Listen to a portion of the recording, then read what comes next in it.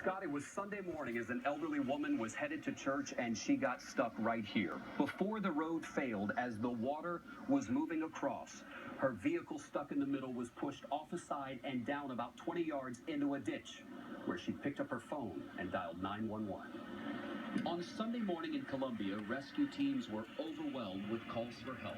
To have a person that's in a vehicle that's about to be submerged. We have one pickup truck with a 73-year-old man inside.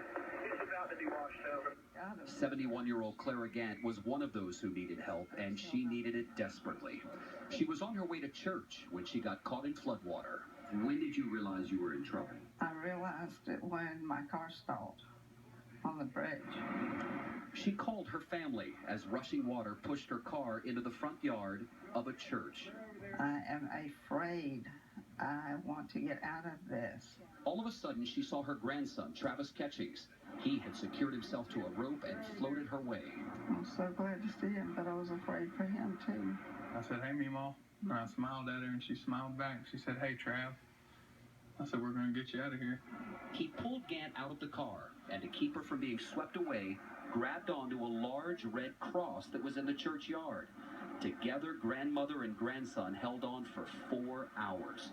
While waiting, Catchings recorded the moment on a cell phone. It was like being in the midst of a raging river. Yeah, I cling to the cross every day.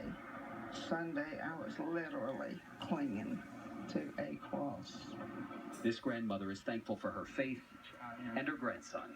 He said.